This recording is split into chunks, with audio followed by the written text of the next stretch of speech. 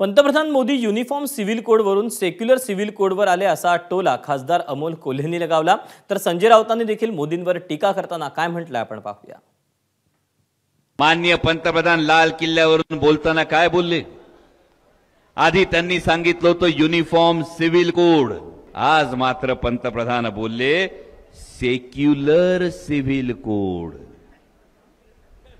समान नागरी कायदा ते सेक्युलर सिव्हिल कोड, हे जे माननीय पंतप्रधानांचा जो प्रवास केलाय, ही जी जागा बदलायला लावली ती बाय बापो तुम्ही बदलायला लावली।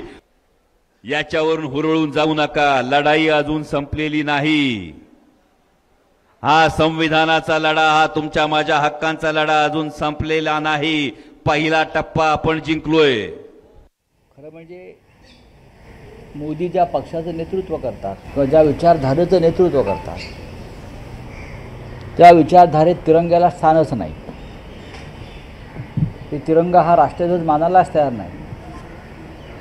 स्वातंत्र्य दिनाच्या नंतर, स्वातंत्र्य मिळाल्यानंतर 56 वर्ष ज्यांनी तिरंगा फडकवला नाही,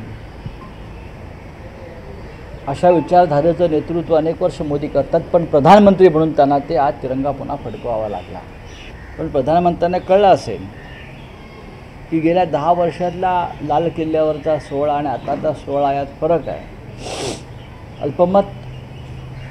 अल्पमतातले प्रधानमंत्री, बहुमत गमावलेले प्रधानमंत्र्यांनी आज लाल किल्ल्यावरून तिरंगा फडकावला। देशाचं स्वातंत्र्य गेल्या 10 वर्षापासून गुदमरलेल्या अवस्थेत आहे।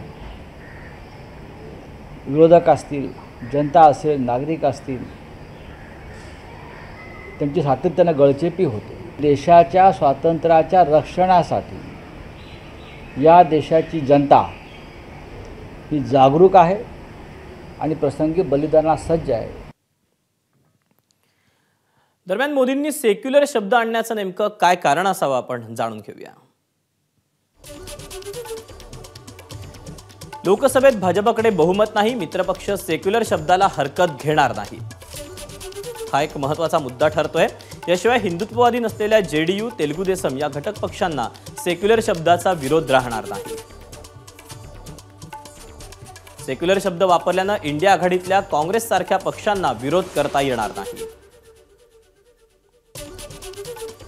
मुस्लिम पर्सनल लॉ बोर्डाचा विरोध असला तरी लग्न, तलाक, पोटगीमध्ये समान वाटा मिळणार असल्यानं मुस्लिम महिलांचा पाठिंबा मिळेल।